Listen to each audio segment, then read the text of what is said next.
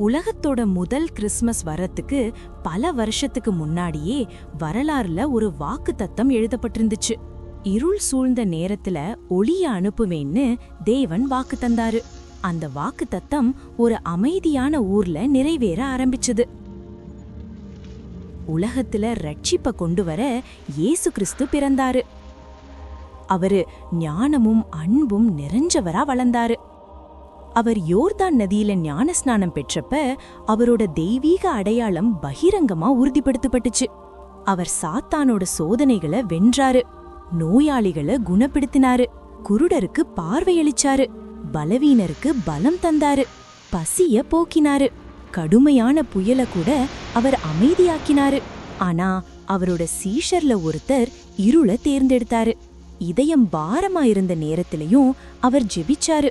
நம்மள பாவத்திலிருந்து மீட்டெடுக்க அவர் உயிரையே தந்தாரு.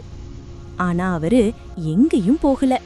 மரணத்தை வென்று 3ஆவது நாள் உயிர்த்தெழுந்தார், பரலோகத்திற்கு திரும்பினார்.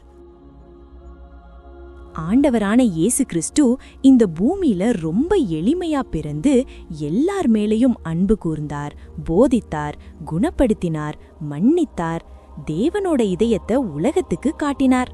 பாவத்தை நீக்கி ரட்சிப்பை உண்டு பண்ணினார். மீண்டும் அவர் வருவார்.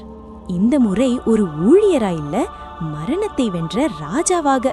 இயேசுவின் 2ஆம் வருகையில நம்மள பரலோகம் கூட்டி செல்வார். நாம அவரோட வருகைக்கு ஆயத்தப்படும் வண்ணமாய் ஏசப்பா நமக்கு சொன்ன மாதிரி எப்பவும் அன்பாவும் யாருக்கும் தீங்கு நினைக்காம இருக்கணும். இந்த கிறிஸ்மஸ்ல தேவன் தாழ்மையுடன் பிறந்து உலகிற்கு ஒளியாக வந்ததை நாம நினைவு கூறுவோம். இந்த கிறிஸ்மஸ் உங்க இதயத்தை சமாதானத்தால நிரப்பட்டும், உங்க வீட்டை அன்பால நிரப்பட்டும், உங்க வாழ்க்கைய நம்பிக்கையால நிரப்பட்டும். Merry Christmas and happy new year.